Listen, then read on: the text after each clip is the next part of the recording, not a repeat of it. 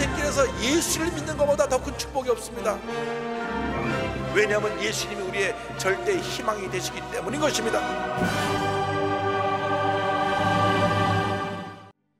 오늘 전 여러분과 함께 마가복음 11장 1절로 10절 말씀 가지고 호산나 찬송하리로다 이 어떤 제목으로 함께 말씀을 나누기 원합니다. 예수님의 행적을 담은 마태, 마가, 누가, 요한 사복음서를 보면 예수님의 마지막 한 주간의 행적을 약 3분의 1 가까운 그런 분량을 할애해서 설명하고 있습니다. 그만큼 예수님의 마지막 한 주간이 소중하고 십자가 사건이 우리 신앙의 가장 중요한 것을 우리에게 말씀해 주고 있습니다.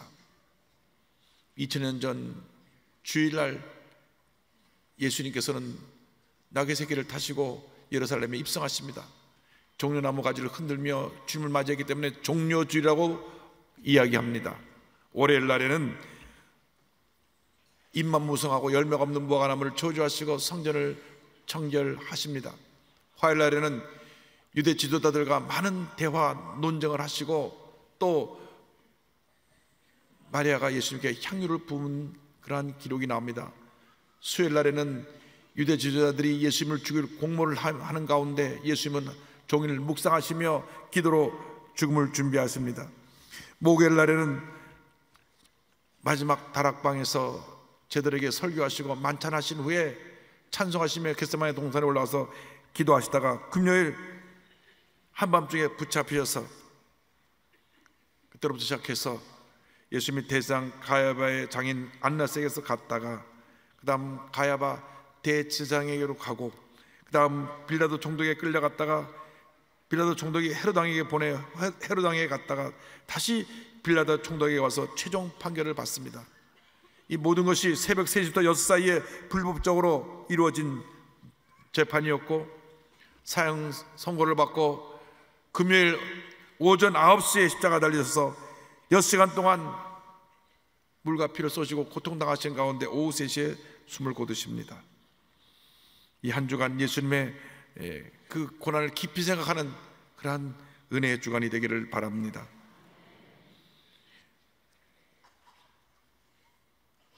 (2000년) 전 오늘 예수님께서 예루살렘에 입성하실 때 모든 백성들이 나와서 종려나무 가지를 흔들고 겉옷을 펴서 깔며 주님을 맞이했습니다. 호산나 다윗의 자손으로 오시니여 주님을 찬양했습니다. 이 말씀 가운데 우리에게 주신 세 가지 영적인 교훈을 살펴보기 원합니다. 첫째로 우리는 언제나 하나님의 뜻 앞에 순종하는 삶을 살아야 된다고 하는 것입니다. 하나님은 누구와 함께 일하시느냐? 주의 말씀에 순종하는 사람과 함께 일을 하십니다. 신앙생활을 해도 늘 부정적이고 원망과 불평을 쏟아놓고 말씀을 따르지 않는 사람에게는 절대로 하나님이 함께하지 아니하십니다. 하나님은 언제나 말씀에 순종하고 주님 뜻을 이루기 위해서 최선을 다하는 사람들에게 복을 내려주시는 것입니다. 그런데 예수님께서 예루살렘에 입성하실 때에 나귀 새끼를 타고 입성하십니다. 마가복음 11장 2절을 보면 이르시되 너희는 맞은편 마을로 가라. 거리로 들어가면 곧 아직 아무도 타보지 않은 나귀 새끼가 메어 있는 것을 보리니 풀어 끌고 오라. 보통 왕의 행렬 때는 말을 타고 군사들이 호위하고 나팔 불며 성에 입성을 하죠. 또 장군들이 나가서 전쟁에서 승리가 돌아올 때도 당당하게 말을 타고 호위 군사의 그 호위를 받으며 입성을 하는데 예수님은 나귀 새끼를 타고 입성하십니다. 그런데 나귀를 풀어 끌고 오라고 말씀하시는데 그 주인이 그 왜 남의 나귀를 끌고 가시오 할 때 주님 말씀하시기를 내가 쓰겠다고 말해라.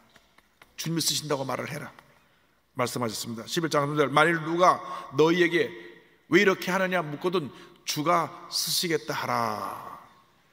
그리하면 즉시 이리로 보내리라 하시니. 누가복음 19장 33절을 보면 그 임자들이 그 얘기를 하는 것이 나옵니다. 나귀 새끼를 풀 때 그 임자들이 이르되 어찌하여 나귀 새끼를 푸느냐. 그래서 제자들이 예수님께서 말씀하신 대로 말합니다. 마가복음 11장 6절에 제자들이 예수께서 이르신 대로 말한데 이에 허락하는지라 주님께서 쓰시겠다고 합니다. 이 말에 그 주인들이 아무런 질문도 하지 않냐고 예 그러면 가져가십시오. 이것이 바로 순종입니다. 순종은 주님의 명령에 대하여 어떤 의문을 가지거나 거기에 대해서 자기의 뜻을 펴는 것이 아닙니다. 주님이 가라면 가고 서라면 서는 것이 순종인 것입니다. 나귀가 그들의 삶에서 중요한 생계수단이었지만은 주님께서 쓰신다고 하니까 선뜻 주님께 내어드린 나귀 주인처럼 우리 모두 주님이 원하신다면 내 재능도 내 물질도 나의 생명까지라도 아낌없이 드리기 원합니다. 그 같은 순종의 삶을 사시기 바랍니다. 어떻게 아브라함이 믿음의 조상이 되었습니까? 그것은 100세 때 낳은 아들 이삭을 하나님께서 모리아 땅에 있는 한 산에 바치라고 명령하셨을 때 그 말씀에 무조건 순종했기 때문에 하나님께서 그를 믿음의 조상으로 세워주신 것입니다. 이미 하나님은 그 산에 하나님께 번제로 드릴 순양을 예배해 두셨습니다. 그럼에도 아브라함이 그 말씀에 순종하나 순종하지 않나 지켜보시고 순종하는 그 믿음을 보시고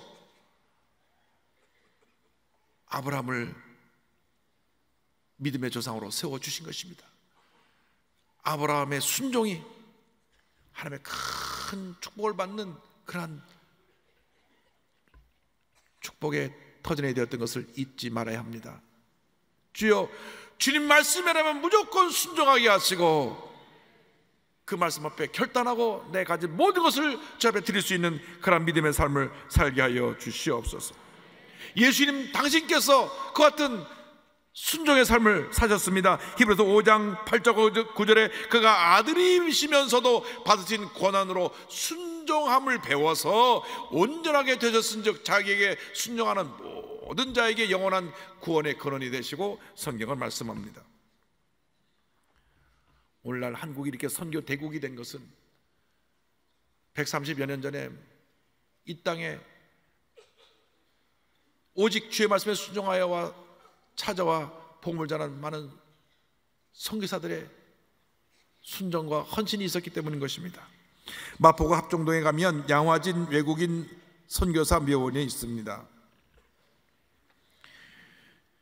그곳에 묻힌 수많은 선교사님의 묘가 있고 가족들의 묘가 있습니다.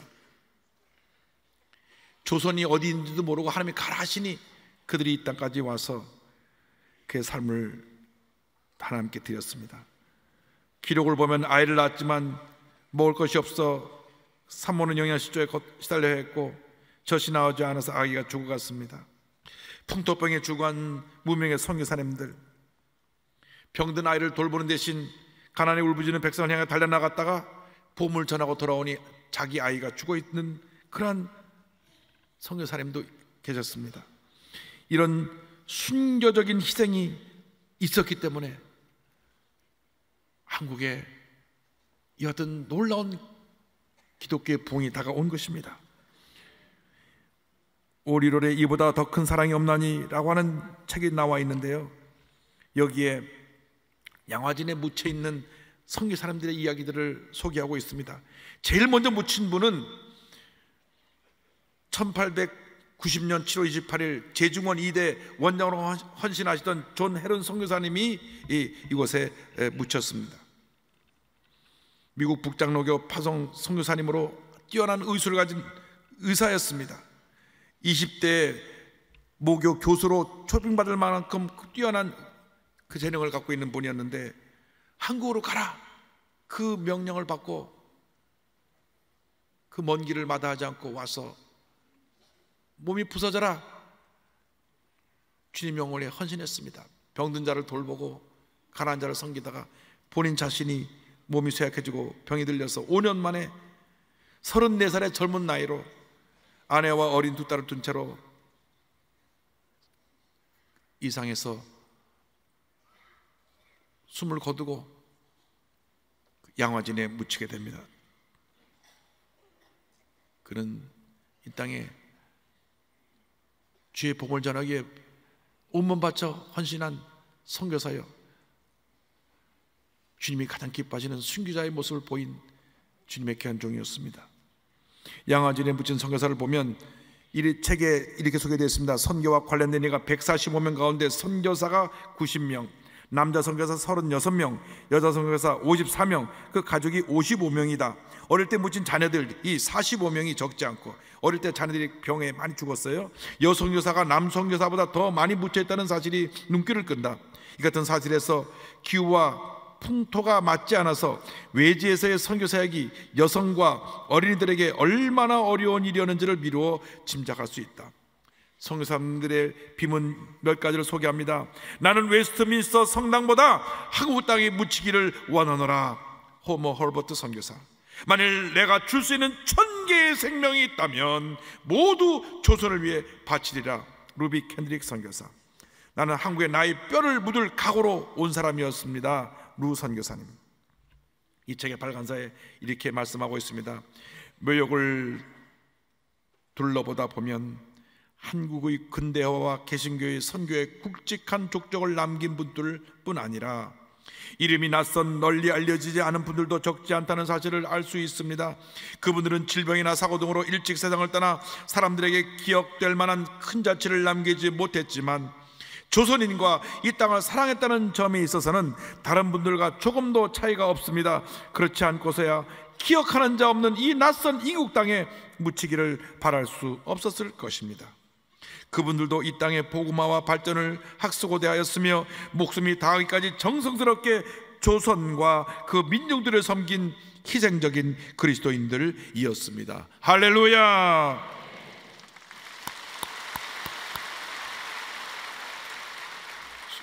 순종에는 이 같은 희생이 따르는 것입니다. 여러분, 주님의 영광을 위해서라면 여러분의 재능도 물질도 목숨까지라도 아낌없이 주님께 드릴 수 있는 그러한 순종의 삶을 사시기를 주님의 이름으로 축원합니다. 둘째로 우리는 하나님 앞에서 순수와 겸손의 삶을 살아야 합니다. 예수님께서 타고 가신 나귀 새끼는 그 누구도 타보지 않은 나귀 새끼였습니다. 마가복음 11장 7절에 나귀 새끼를 예수께로 끌고 와서 자기들의 것을 구에 얹어놓음에 예수께서 자신의 성경을 말씀합니다. 아무도 타보지 않은 나귀 새끼라는 것은 그 나귀 새끼의 정결함, 순수함을 말합니다. 우리가 주님 앞에 쓰임 받으려면 죄의 때를 씻어내야 되는 것입니다. 우리 마음속에 미움, 탐욕, 원망, 불평, 거짓, 잘못된 모든 걸 다 내려놓고 정결한 모습이 되어야 주 앞에 쓰임을 받을 수 있습니다. 여러분, 아무리 좋은 그릇이라고 할지라도 그 안에 음식에 곰팡이가 나 있으면 그 그릇을 쓸 수가 없습니다. 싹 비워내고 깨끗이 그릇을 닦고 준비된 후에 거기에 다시 음식을 담을 수 있는 것처럼 우리가 세상에 사는 동안 묻었던 모든 죄의 때를, 죄의 곰팡이를 예수의 볼로 씻어내고 정결하게 된 모습으로 주 앞에 늘 새롭게 변화되어 주 앞에 나올 때 주님께서 우리를 들어 사용하여 주시고 놀라운 역사를 나타내 주실 것입니다. 뿐만 아니라 나귀 새끼를 타셨다고 하는 것은 예수님의 겸손을 의미합니다. 여러분, 우리가 주 앞에 쓰임 받으려면 하나님 앞에서 낮아져야 합니다. 겸손의 삶을 살아야 합니다. 사람은 원래 근본적으로 교만합니다. 늘 자기중심적입니다. 자기 주장만 옳다고 합니다. 자기가 잘 되기 위해서 남을 짓밟기도 하고 남에게 말할 수 없는 상처와 피해를 남기기도 합니다. 교만해서 그렇습니다. 그러나 예수님은 이 땅에 하나님이신 그가 가장 낮은 모습으로 오셔서 평생 겸손하게 섬김의 삶을 살다가 십자가에 달리셨습니다. 여러분, 예수님의 겸손을 본받으시기 바랍니다. 스가랴서 9장 9절을 말씀합니다. 시온에 따라 크게 기뻐할지어다, 예루살렘에 따라 즐거이 부를지어다. 보라, 내 왕이 내게 임하시나니 그는 공의로우시며 구원을 베푸시며 겸손하여서 나귀를 다시나니 나귀의 작은 것 곧 나귀 새끼니라. 여러분, 예수님의 겸손을 본받아야 합니다. 빌립보서 2장 5절로 8절은 설명합니다. 너희 안에 이 마음을 품어라. 곧 그리스도 예수의 마음이니 그는 근본 하나님의 본체시나 하나님과 동등됨을 취할 것으로 여기지 아니하시고 오히려 자기를 비워 종의 형체를 가지사 사람들과 같이 되셨고 사람의 모양으로 나타나서 자기를 낮추시고 죽기까지 복종하셨으니 곧 십자가에 죽으십니다. 이렇게 주님은 겸손과 섬김의 삶을 사셨음에도 예수님의 제자들은 십자가에 달리시기 멸정까지도 서로가 자기가 높은 자리 차지하겠다고 싸웠습니다. 예수님이 마음이 너무 안타까우셔서 마지막으로 그들에게 가르친 가르침이 행함을 통해서 보여진 섬김에 대한 가르침입니다. 갑자기 예수님이 무릎을 꿇고 쇠대를 가져다가 제자들의 발을 씻습니다. 깜짝 놀랐습니다. 발을 씻는 것은 당시 하인들이 하는 일이었습니다. 예수님이 왕이 되면 자기들이 옆에서 높은 자리 하려고 누가 그 자리를 차지하냐 싸우고 있었는데 예수님이 친히 무릎을 꿇고 자기들의 발을 씻을 때 저들이 부끄러워 몸을 바 몰랐습니다. 주님 말씀하십니다. 요한복음 13장 14절 15절에 내가 주와 또는 선생이 되어 너희 발을 씻었으니 너희도 서로 발을 씻어주는 것이 옳으니라. 내가 너에게 행한 것 같이 너희도 행하게 하려 하여 본을 보였노라. 아멘. 주여, 우리가 주 앞에 깨어지고 낮아지게 하여 주옵소서. 주님의 은혜로 잘 될 때, 높은 자리에 올라갈 때 더 겸손히 머리를 숙이게 하여 주옵소서. 주님께만 영광을 돌리게 하여 주옵소서. 나는 아무것도 아닙니다. 주님 홀로 영광 받으시옵소서. 겸손의 종으로 한평생 쓰임받게 하여 주옵소서. 그럼 하나님께서 더 큰 은혜를 우리에게 부어주시는 것입니다. 낮아지는 자에게, 섬기는 자에게 더 큰 은혜와 축복을 주시고 교만하여서 늘 스스로를 자랑하고 자신을 높이는 자를 하나님이 낮추실 것입니다. 그러므로 일생 살아간 동안 하나님이 가장 기뻐하신 모습으로 주님을 섬기고 주의 사랑을 만민에게 전하는 우리 모두가 되어야 할 것입니다. 1992년 타임지 선정 지난 1000년간 인류 역사에 가장 큰 영향을 끼친 10명의 명단 중에 한 사람으로 꼽힌 중세 성자 아시시 프란체스코, 25살 때 주님을 만나 그 인생이 변화되고 나서 일생을 바쳐 헌신했는데 44살 생을 떠날 때까지 가난하고 헐벗고 굶주리고 병든 자, 특별히 한센병 환자들을 껴안고 그들을 사랑으로 돌보다가 세상을 떠난 그분의 모습은 중세에 큰 영향을 끼쳤습니다. 그분이 변화받은 말씀은 마태복음 10장 7절로 10절입니다. 가면서 전파하며 말하되 천국이 가까이 왔다 하고 병든 자를 고치며 죽은 자를 살리며 나병한 자를 깨끗하게 하며 귀신을 쫓아내되 너희가 거저 받았으니 거저 주라. 너희 전대에 금이나 은이나 동을 가지지 말고 여행을 위해 배낭이나 두보롯이나 실이나 지팡이를 가지지 말라. 이는 일꾼이 자기의 먹을 것 받는 것이 마땅하니라. 그가 44살의 일기로 세상을 떠나지만 그가 죽은 지 10년 후에 유럽에는 그의 정신을 따르는 1130개의 수도원이 세워졌고 3만 5천 명의 수도자들이 생겨납니다. 겸손에 대해서 이와 같이 말했습니다. 그대들은 모욕하는 모든 사람에게 겸손하게 대하시오. 박해하는 자들을 축복하고 중상과 불의를 끼치는 사람들에게 감사하시오. 이러한 모든 것들은 하늘에서 받을 보답이 클 것입니다. 할렐루야. 여러분, 겸손의 삶을 사십시오. 섬김의 삶을 사십시오. 하나님 여러분을 높여주시고 놀라운 은혜를 베풀어 주실 것입니다. 셋째로 우리는 하나님 앞에서 찬양과 감사의 삶을 살아야 합니다. 예수님께서 예루살렘에 입성하실 때 온 백성들이 나와서 주님을 찬양합니다. 마가복음 11장 8절로 10절에 많은 사람들은 자기들의 겉옷을 또 다른 이들은 들에서 벤 나뭇가지를 길에 펴며 앞에서 가고 뒤에서 따르는 자들이 소리 지르되 호산나 찬송하리로다. 주의 이름으로 오시는 이여 찬송하리로다. 오는 우리 조상 다윗의 나라여 가장 높은 곳에서 호산나 하더라. 호산나 호산나, 우리를 구원하소서, 우리를 구원하소서 그들이 외쳤습니다. 여러분, 우리가 주님 앞에 드릴 수 있는 가장 귀한 제사가 찬양과 감사의 제사입니다.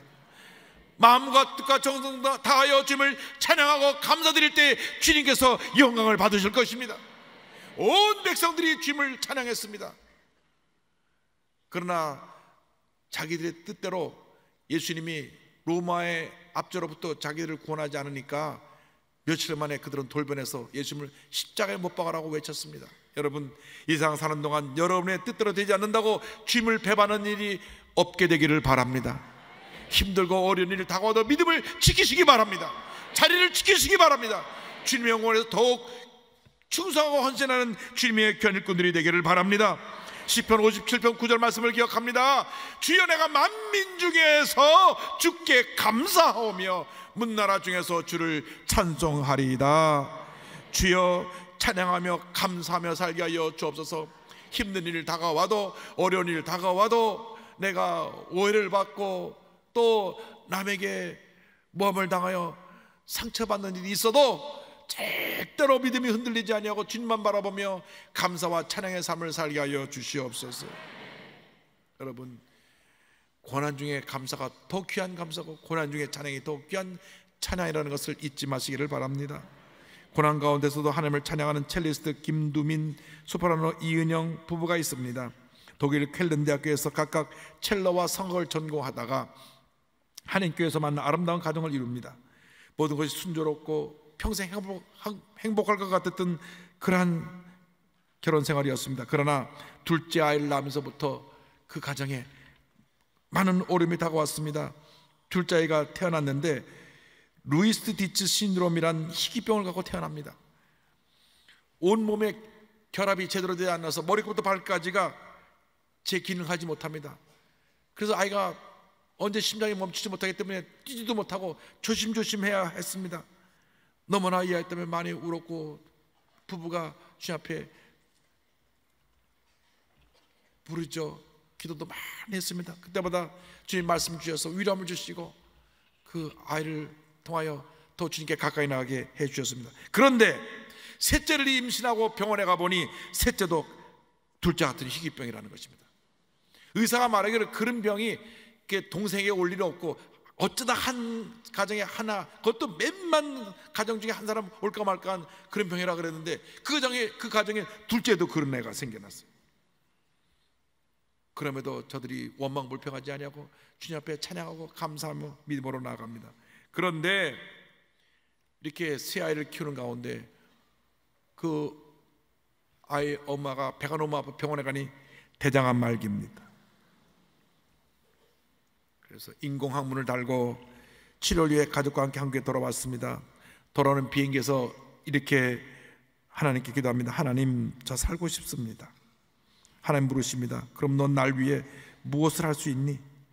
저에게는 더럽고 버릴 것밖에 없는데 주님을 위해 드릴 것이 뭐가 있겠습니까? 그런데 한국에 오자마자 찬양해달라고 하는 그러한 초청을 받았어요. 아, 이것이 하나님의 뜻이구나. 그래서 본인은 항암 치료를 받으면서도 남편은 첼로로, 본인은 소프라노로 자기를 찾아오는 곳마다 가서 주님을 찬양합니다. 그런데 이 찬양 사역하는 가운데 둘째가 갑자기 위독해서 병원에 입원해 심장 수술을 받게 됩니다. 중환자실에서 생사를 오가는 아이를 앞에 두고 그들은 주 앞에 감사하며 찬양했습니다. 2달 동안 틈만 나면 남편은 첼로로, 아내는 아름다운 목소리로 주님을 찬양합니다. 병원에는 많은 사람들이 위로함을 받고 어두웠던 중환자실이 그들의 찬양으로 밝아졌습니다. 두 부부는 이렇게 고백합니다. 만일 저희가 아픈 아이들을 낳지 않았더라면 아픔 있는 자들의 마음을 절대로 이해할 수 없었을 거예요. 항암 중에도 찬양을 올려드릴 수 있는 기회가 점점 늘어나면서 하나님이 원하시는 것이 이것임을 알게 되었습니다. 하나님께서는 저에게 연주와 찬양이라는 귀한 달란트를 주셨잖아요. 그걸 사용해서 하나님 나라의 지경을 넓히는 일을 감당하고 싶어요. 병이 낫든지 낫지 않든지 구애받지 않고 하나님의 영광을 위한 도구로 쓰이기 위해 깎이고 또 깎여서 온전히 하나님을 닮아갈 수 있는 사람이 되었으면 좋겠습니다. 할렐루야.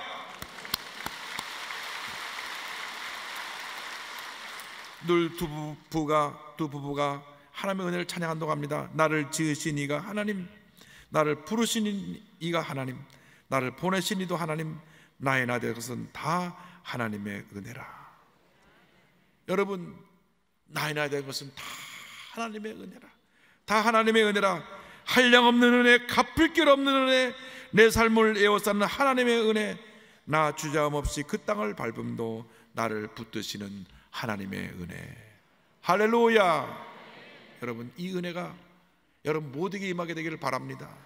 주여, 아무리 힘들고 어려워도 주님 뜻에 순종하는 삶을 살게 하여 주옵시고, 겸손히 낮아져서 감사와 찬양의 제사를 드리며 주님의 영광을 위해 살아가는 우리 모두가 되게 하여 주시옵소서. 환난이 다가와도, 핍박이 다가와도, 고난이 다가와도 절대로 뒤로 물러가지 아니하고 넘치는 감사와 찬양으로 살아가는 우리 모두가 되게 하여 주옵소서. 이 같은 삶을 살아가는 여러분 되시기를 주님의 이름으로 축원합니다. 축원합니다.